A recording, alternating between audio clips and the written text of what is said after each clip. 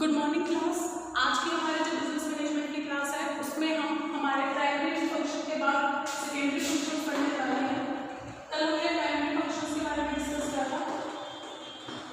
In today we are going to discuss about secondary function. Secondary function मैंने जब कल आपको बताया था तो ये बताया था कि जो प्राइमरी फंक्शन को परफॉर्म करने के लिए यूज किए जाए वो आपके सेकेंडरी फंक्शन होते हैं। ये जो सेकेंडरी फंक्शन है ना, ये अकॉर्डिंग टू ऑर्गेनाइजेशन वेरी करते हैं, चेंज होते रहते हैं। मतलब हो सकता है एक ऑर्गेनाइजेशन में कुछ कर रहा हो, दूसरे में उसका कुछ इफेक्ट डाल रहा हो। That means organization to organization they may vary मतलब वो चेंज होते रहते हैं। ओके, तो हम सेकेंडरी फंक्शन की डेफिनेशन कल भी ऑलरेडी पढ़ चुके थे, तो डायरेक्टली इसमें आते हैं। पहले पॉइंट पे पहला पॉइंट है इसका डिसीजन मेकिंग।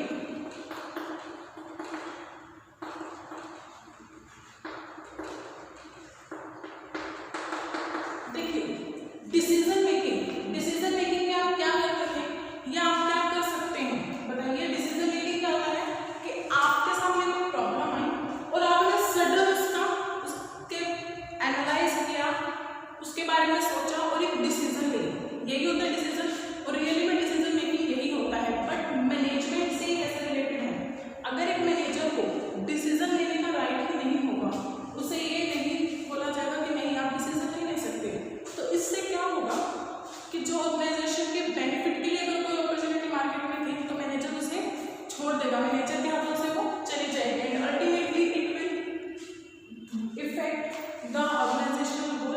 ये क्या करेगी, आपके ऑर्गेनाइजेशन का जो गोल है उसको इफेक्ट करेगी डायरेक्टली। ठीक है, हो सकता है आपका ऑर्गेनाइजेशन इस वजह से मार्केट में फेल हो जाए, या आपका मैनेजमेंट इतना अच्छा है कि तुरंत डिसीजन ले सकता है, तो वो क्या करेगा आपके ऑर्गेनाइजेशन को मार्केट में सक्सेसफुल भी बना सकता है। ओके, ये तो बोला जाता है मैनेजमेंट एंड डिसीजन मेकिंग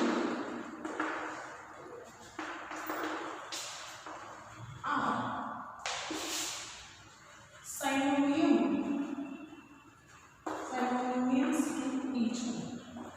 ये जो मैनेजमेंट और डिसीजन मेकिंग है ना, वो एक दूसरे के समान है, एक दूसरे के समानार्थी है। मतलब एक है तो दूसरा भी होगा, दूसरा है तो पहला भी होगा।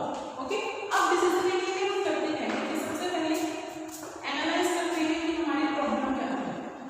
ठीक है, first of all we going to analyse what are problem be. Second, उस प्रॉब्लम को डिफाइन करते हैं।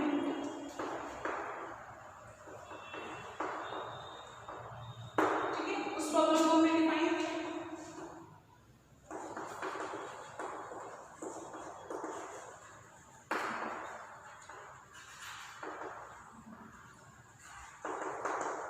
उसके बाद अल्टरनेटिव्स आइडेंटिफाई करते हैं जो उस प्रॉब्लम को फिल सोल्व करने में हमारी मदद कर सकता है।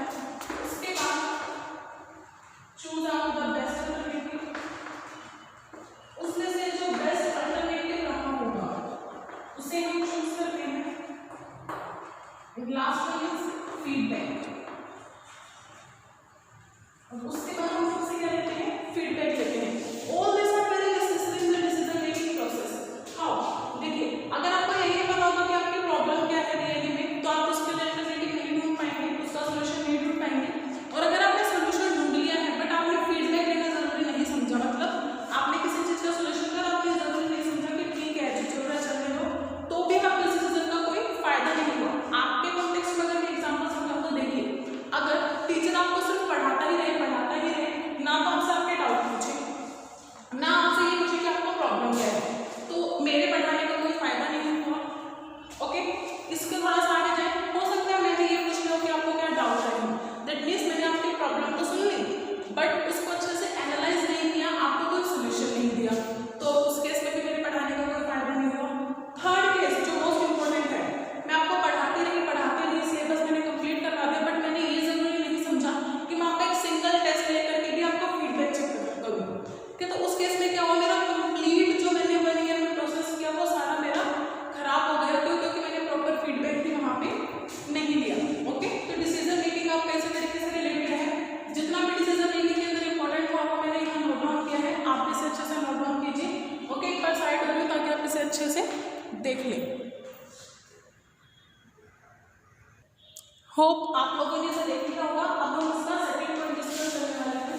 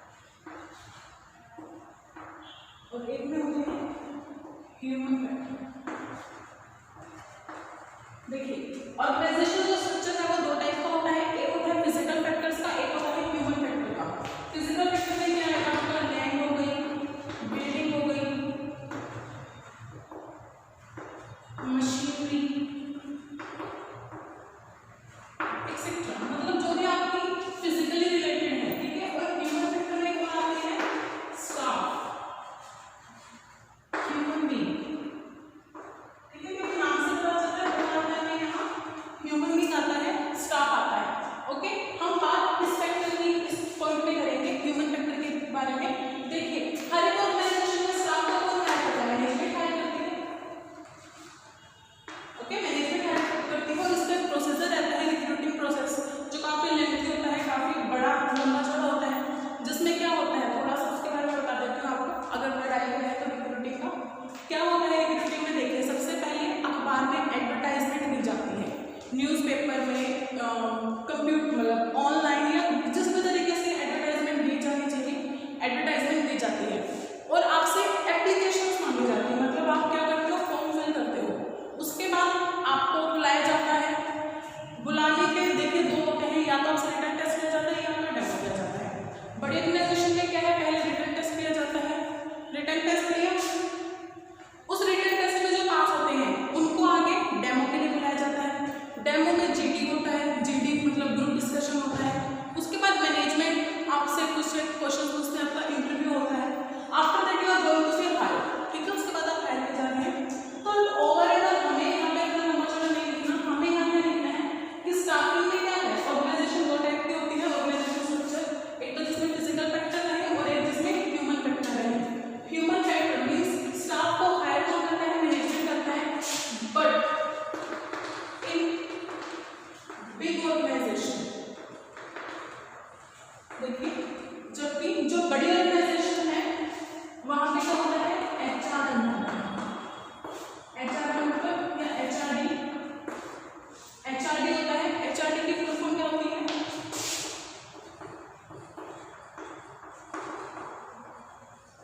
ह्यूमन रिसोर्स डिपार्टमेंट,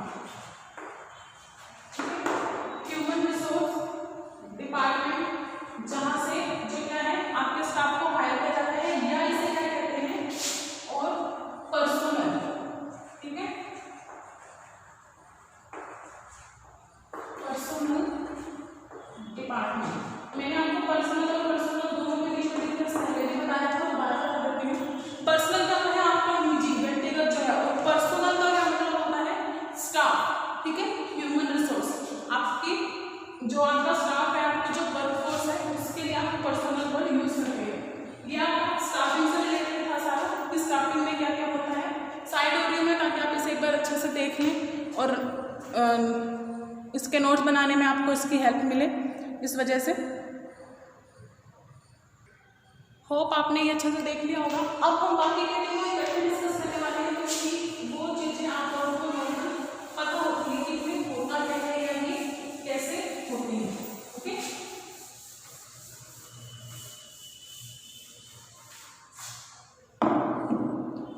देखिए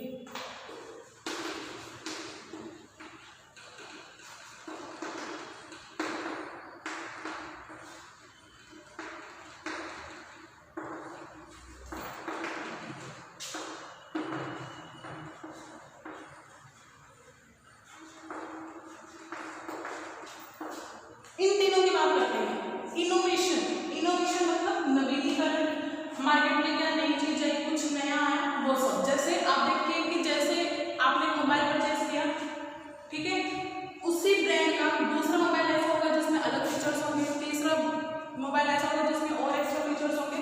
all this are the innovation. ये आपने देखा होगा, डेली कोई ना कोई न्यू ऐप लॉन्च होती है जो आपके इनोवेशन का रीजन बनती है। अब इनोवेशन का मैनेजमेंट प्रोसेस में क्या लेना देना है? देखिए, इनोवेशन का मैनेजमेंट प्रोसेस में लेना देना है। क्यों?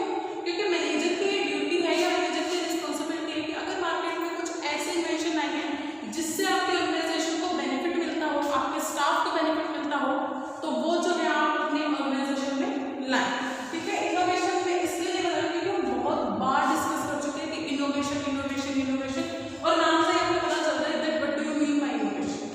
उसके बाद कम्युनिकेशन। कम्युनिकेशन क्या होता है? एक ऐसा मीडिया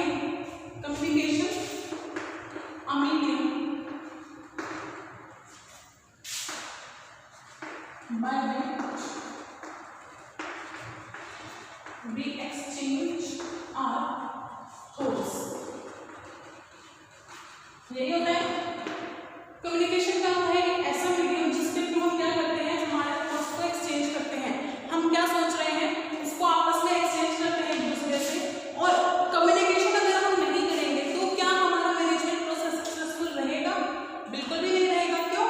क्योंकि अगर मैंने कोई डिसीजन लिया और मैं वो आप लोगों को बता ही नहीं पा रही हूँ प्रॉपर तरीके से, तो क्या उस डिसीजन लेने का कोई फायदा हुआ ऑर्गेनाइजेशन में?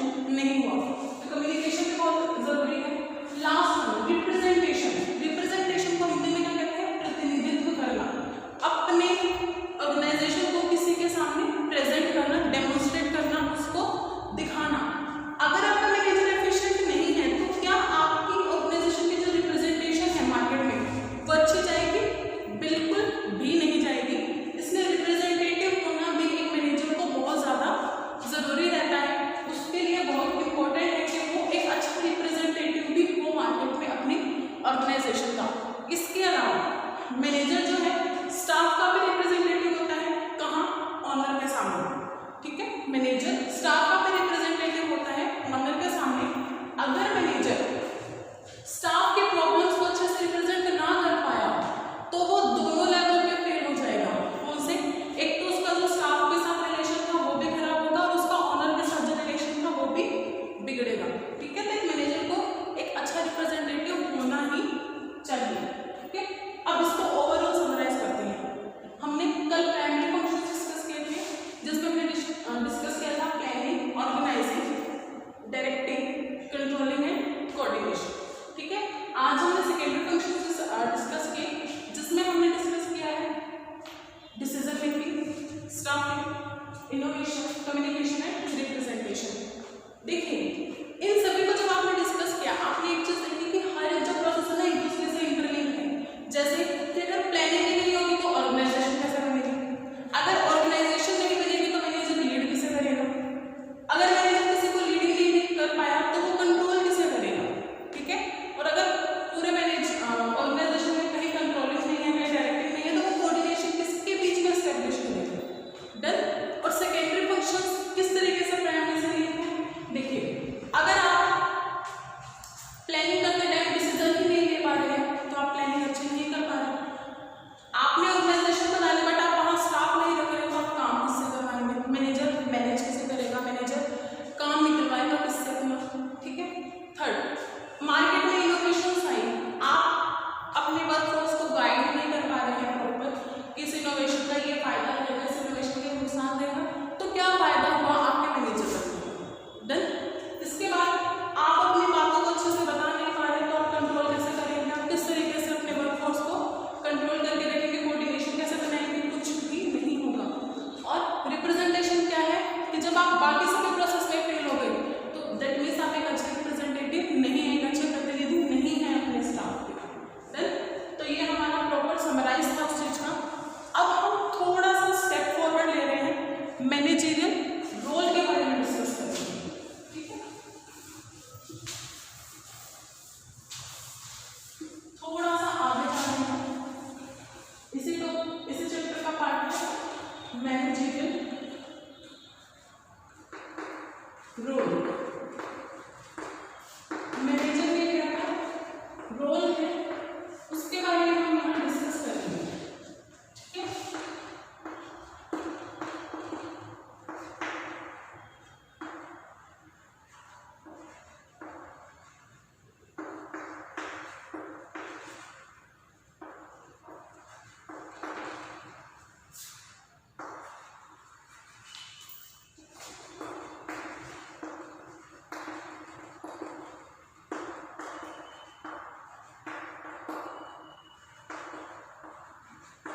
देखिए मैनेजरियल रोल के बारे में हम थोड़ा सा डिस्कस करते हैं। मैनेजरियल रोल क्या होता है?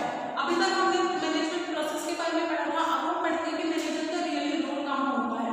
तो मैनेजर का जो रोल है उसको 3 पार्ट्स में डिवाइड किया गया है। First one is interpersonal, second one is informational and third one is decision making. ये डिसीजनल रोल क्या कैसे बोलते हैं?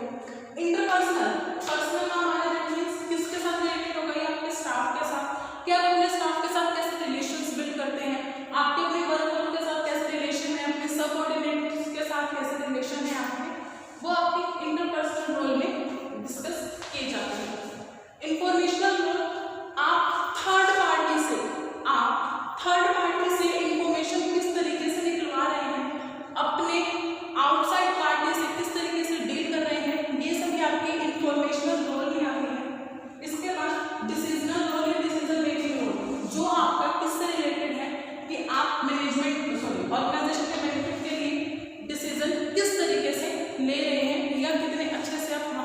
ले रहे हैं। ठीक है, दोबारा बता देते हैं, इंटरपर्सनल रिलेटेड विद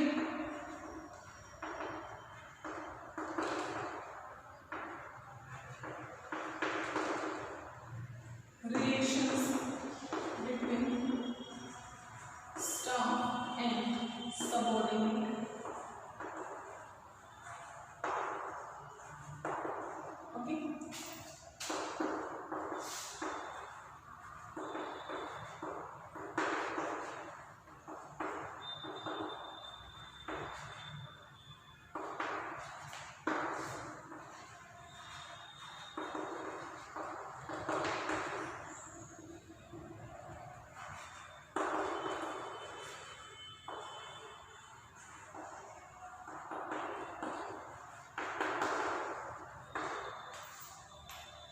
ठीक है, ये तीनों चीजें कि इंटरपर्सनल किससे रिलेटेड है आपका, आपके स्टाफ और सबऑर्डिनेट के साथ आपके कैसे रिलेशन है, इंफॉर्मेशन किससे रिलेटेड है कि आपका मार्केट में तीसरी पार्टी के साथ कैसे रिलेशन है, आप वहां से किस तरीके से इंफॉर्मेशन जो आपके लिए बेनिफिशियल है वो निकलवा सकते हैं, और डिसीजन मेकिंग है, डिसीजन में क्या है आप अपने ऑर्गेनाइजेशन के बेनिफिट के लिए क्या क्या स्टेप्स ले सकते हैं, किस तरीके से आप कर सकते हैं।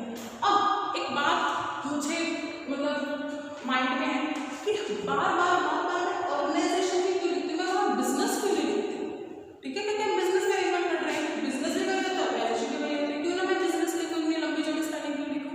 देखिए, there is a slightly difference, business जो एक पर्टिकुलर बिजनेस होता है, बट ऑर्गेनाइजेशन क्या है, एक संस्था होती है। संस्था वो किसी भी तरीके की हो सकती है, वो आपके स्कूल हो सकता है, कॉलेज हो सकता है, हॉस्पिटल हो सकता है, आपका बिजनेस हो सकता है, ऑर्गेनाइजेशन के अंदर सभी चीजें इंक्लूड होती है। ठीक है, that's why we are going to discuss about organisation, not about the specific business. ठीक है, इसका ये मतलब आपका होता है। तो एक बार आप ये चार्ट देख लीजिए, यहाँ से आपको इनकी डेफिनेशन भी मिल गई।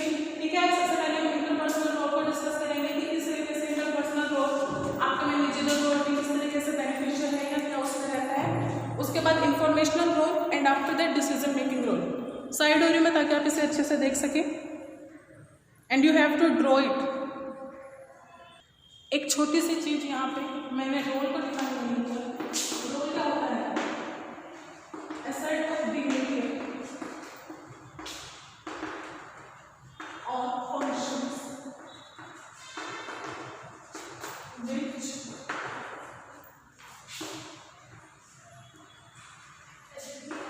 Manager have to play. Role क्या होता है, एक सेट ऑफ बिहेवियर या फंक्शन, मतलब एक ऐसा आप किस तरीके से बिहेव कर रहे हैं, आप किस तरीके के फंक्शंस परफॉर्म कर रहे हैं, उनका एक सेट होता है जिसको मैनेजर को प्ले मतलब मैनेजर को उन्हें परफॉर्म करना पड़ता है। अब एक बात सुनिए मेरी बहुत अच्छे से, मैं क्यों बोल रहा हूँ कि आपको इसको ड्रॉ करना है, क्योंकि जब हमारे 11th स्टार्टिंग थी तब भी मैंने आपको बताया था कि थ्योरेटिकल सब्जेक्ट में जो है मार्क्स आप कब अटेन कर सकते हैं, मार्क्स कब क्रैक कर सकते हैं एग्जामिनर से, जब आपकी रिप्रेजेंटेशन बहुत अच्छी रही हो। ठीक है, आपकी रिप्रेजेंटेशन बहुत अच्छी रही हो। Representation in the sense, representation कैसे, आपने प्रॉपर डायग्राम बनाया है, अच्छे से हाईलाइट किया है, हाईलाइट का मतलब ये है कि बॉक्स बनाओगे उसको डार्क करे जाओगे, नो, अच्छे से उसको अंडरलाइन किया है। ये सभी चीजें जो है और एग्जामिनर को इंप्रेस करती है और वो आपको मार्क्स देता है। और उसी तरीके से मैंने किया चाहती तो ऐसे क्वेश्चन ये भी लिख सकती थी कि ऐसा होता है, बट मैंने क्या किया है, डायग्रामेटिकली से रिप्रेजेंट किया है। क्यों, ताकि आप लोग भी इसे अपनी हैबिट में उतारें कि हाँ अगर ऐसा कुछ है जिससे हमें पार्ट्स बना के उसको डिफाइन करना है, तो why not we opt the diagrammatically form. ये जब हमें करना है उसे पार्ट्स के फॉर्म में डिस्कस है तो उसे डायग्राम के थ्रू रिप्रेजेंट करते हैं कि डायग्राम हमारा कैसा रहेगा। अगर हम डायग्राम अच्छा बना रहे हैं तो हमारा जो रिप्रेजेंटेशन है वो भी काफी अच्छी रहेगी। ठीक है, दैट्स व्हाई हम अगेन एंड अगेन सेइंग कि अगर मैंने डायग्राम बनाया है तो आप भी ड्रॉ कीजिए, मैंने लिखा है तो आप भी लिखिए। ये इसलिए होता है ताकि आपकी रिटन हैबिट बने। आपकी रिटन हैबिट बनेगी ना तो आप क्या करेंगे, उसे अच्छे से रिप्रेजेंट करना भी धीरे धीरे सीख जाएंगे। ठीक है, दैट्स व्हाई। ओके, एक बार आप इसको देख लीजिए ताकि आगे हम इसके फर्दर डिस्कस कर सकें। ओके, आप लोगों ने ये देख लिया, हम फर्स्ट इसका डिस्कस कर रहे हैं इंटरपर्सनल रोल।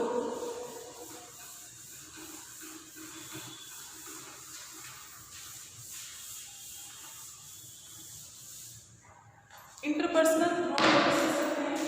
मैंने लिखा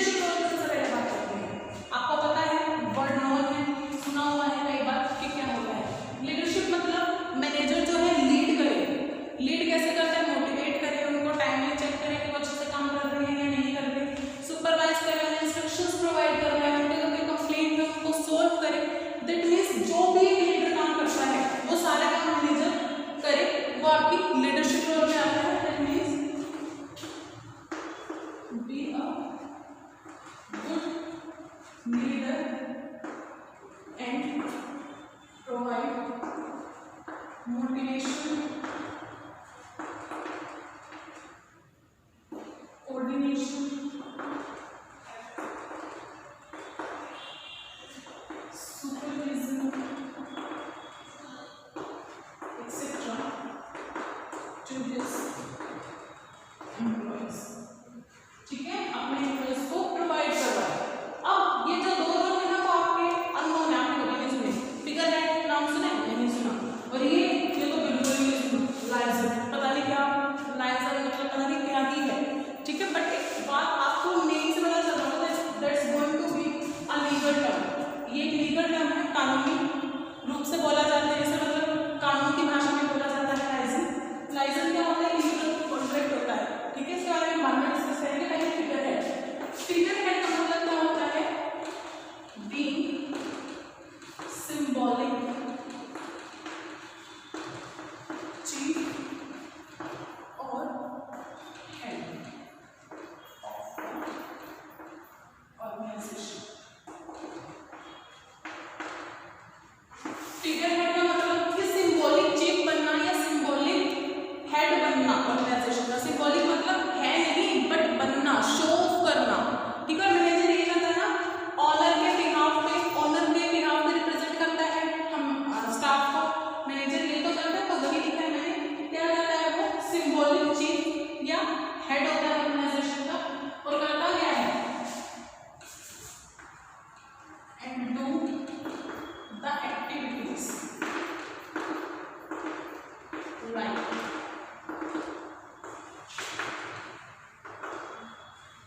साइन का लीगल डॉक्यूमेंट, तो लीगल डॉक्यूमेंट साइन करना मैनेजर करता है। इसके अलावा अटेंडिंग मीटिंग्स और ओपनिंग सेरेमनीज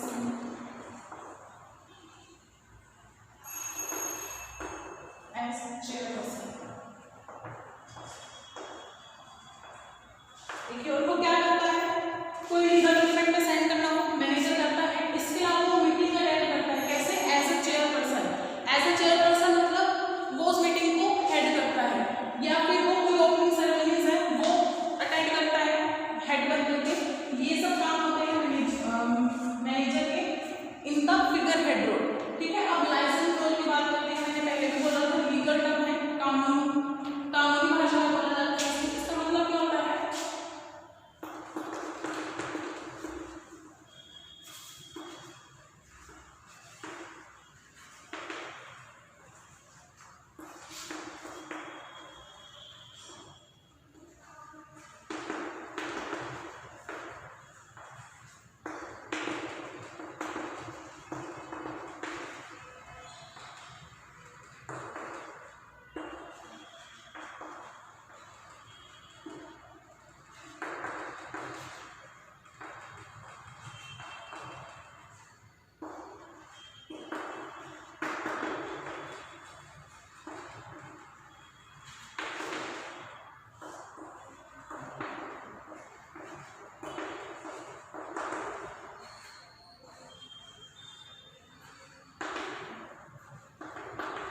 देखिए, लाइसेंस एक लीगल कॉन्ट्रैक्ट होता है आउटसाइड या फिर इनसाइड इन्फॉर्मर के साथ, ताकि क्या है वो जितनी भी इंपॉर्टेंट इन्फॉर्मेशन है वो ले सके।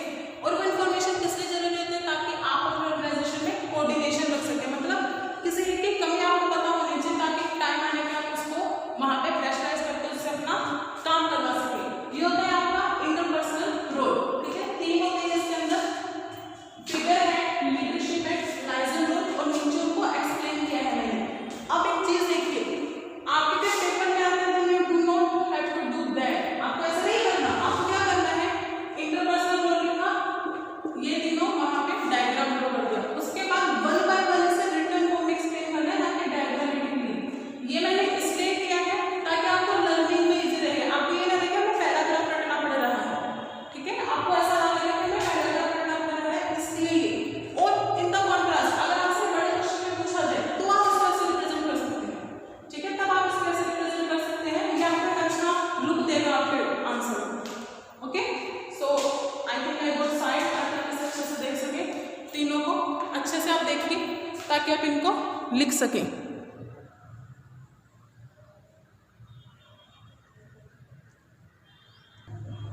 अब हम इसका सेकेंड रोल डिस्कस कर रहे हैं, that is informational role.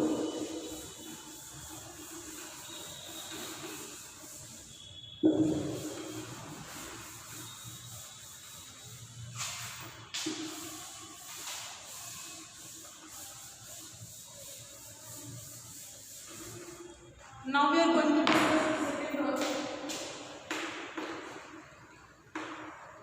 informational role। ठीक है, इंफॉर्मेशनल रोल में अगर 3 पार्ट में डिवाइड है। First one is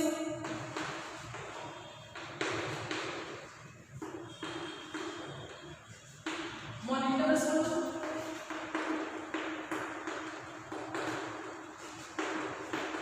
disseminate role,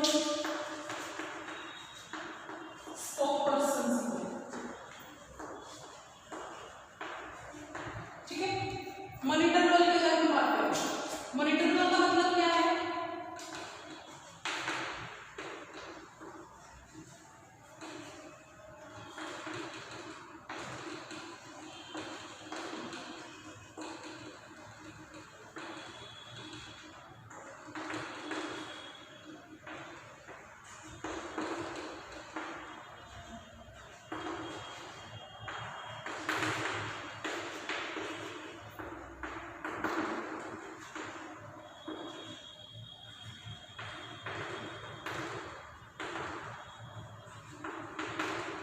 देखिए, मैनेजर जो है उससे वो सारी इंफॉर्मेशन कलेक्ट करनी चाहिए जो नेसेसरी है किस चीज में, उसके प्लानिंग में और उसके डिसीजन मेकिंग में। वो सारी इंफॉर्मेशन उसे कलेक्ट करनी चाहिए, वो कहीं से भी कर सकता है उसे कलेक्ट या रिसीव जो भी करनी है।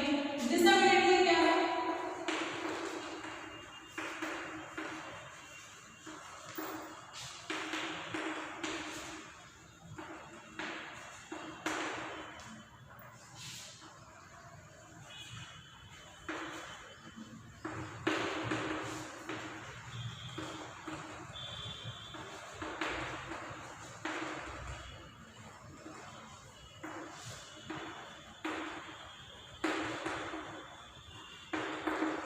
इसके अलावा डिसेमिनेट में क्या है? उससे वो इंफॉर्मेशन कलेक्ट करनी होती है जो यूजफुल होती है किसके लिए, उसके सबऑर्डिनेट्स के लिए या अदर पार्टीज के लिए। और वो कलेक्ट कहाँ से करता है?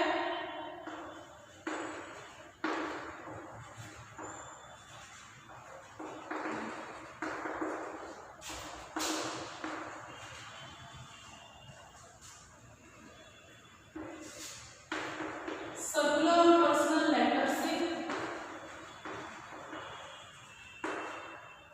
ग्रुप मीटिंग से,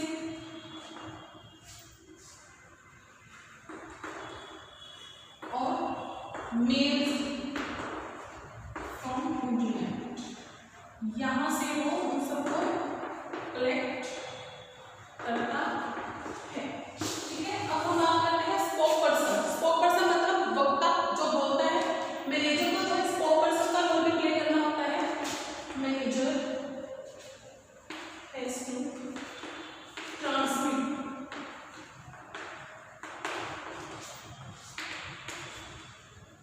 information like planning, promotions, policies, rules, etc. to his customers, staff, government, various media,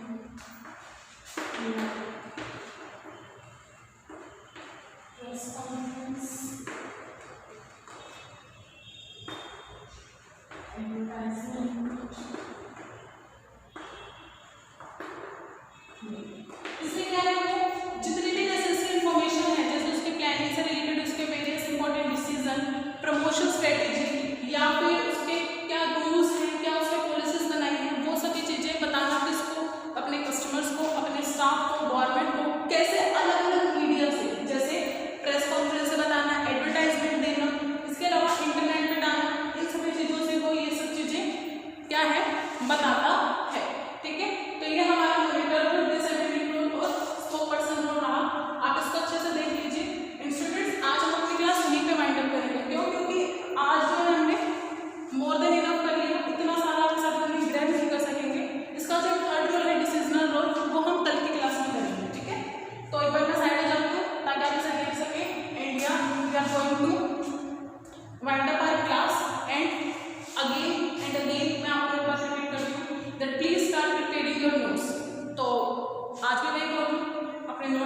शुरू कर लीजिए ताकि आपको दिक्कत ना हो और मेरी जो मेहनत है वो भी थोड़ी सक्सेसफुल रहे। ओके, गुड साइड, ताकि आप इसको अच्छे से राइट डाउन कर सकें अपनी नोटबुक में।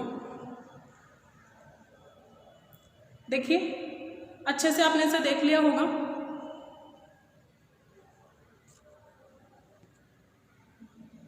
एक और बात दोबारा से मैं इसे बता देती हूँ, मॉनिटर रोल क्या है। एक्चुअली मैं इसे एक्सप्लेन नहीं करता अच्छे से। Monitor role, disseminate role and spokesperson role.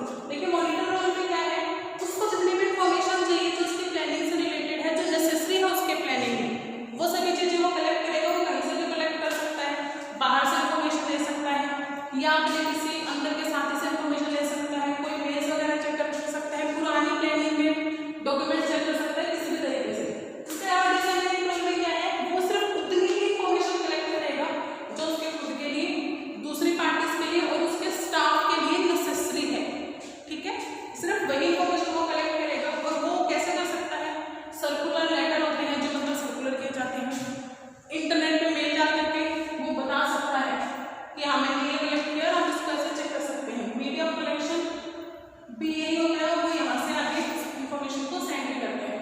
और स्पोक पर्सन का जो रोल है, मतलब वक्ता, वो क्या करेगा, सब लोगों को बताएगा कि हाँ मैंने ये पॉलिसी बनाई है या मेरी ये प्रमोशन स्ट्रेटेजी है या अपने स्टाफ के लिए मेरे ये रूल्स हैं। वो भी वो टाइम में बताता रहता है किसको, जो भी पार्टी से रिलेटेड है, जैसे कस्टमर है उनको, उसका स्टाफ है उनको, या फिर गवर्नमेंट को जिस चीज़ की नीड होती है।